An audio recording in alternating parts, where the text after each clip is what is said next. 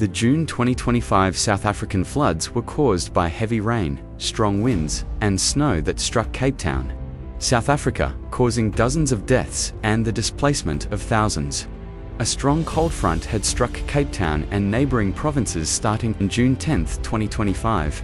The storm caused rivers to overflow and produced floodwaters 3 to 4 meters, 10 to 13 feet high around Emfta, sweeping away homes, vehicles, buses, and unsuspecting people.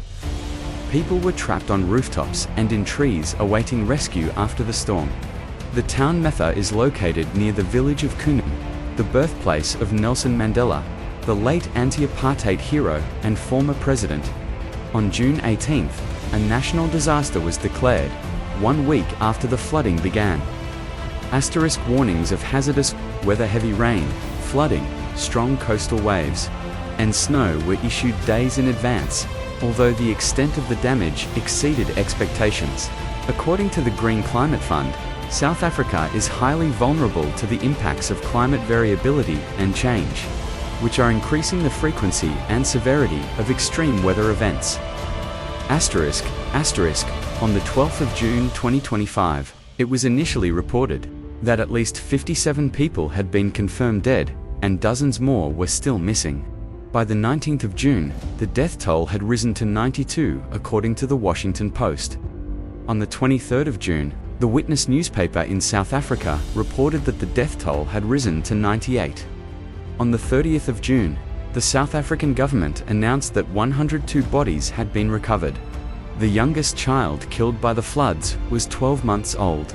Officials also stated that 2,686 residents had been left homeless.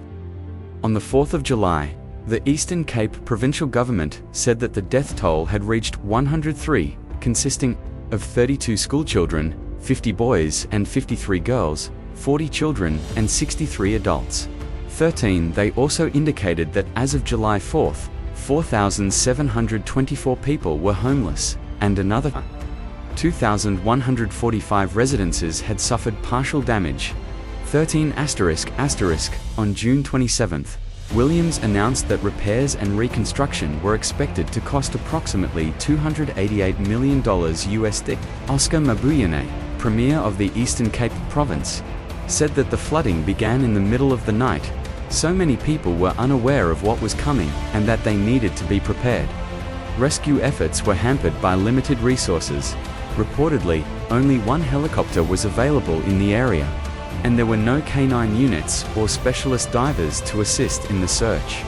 On June 13th, a second helicopter joined the rescue efforts. Previous estimates on June 11th reported at least 40 deaths, but officials warned that the death toll could rise. Hundreds of thousands of homes lost power. More than 127 schools and 20 health facilities were damaged. More than 1,000 people were displaced. And critical infrastructure, bridges, roads, etc., were severely damaged. To thousands of homes, roads, schools, and health facilities were covered in mud after being completely submerged by 3. Some victims were swept up to 2 kilometers, 1.2 miles away from their homes by the floodwaters.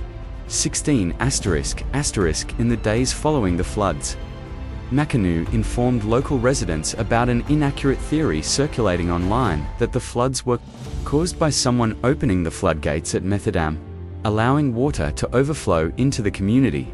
Makanu rejected the claim and said that the dam in question did not have floodgates.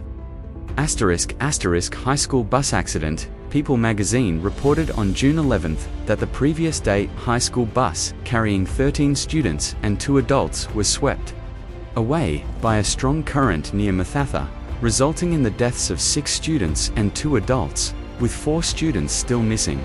3 students survived by clinging to trees. This incident alone accounted for the majority of fatalities.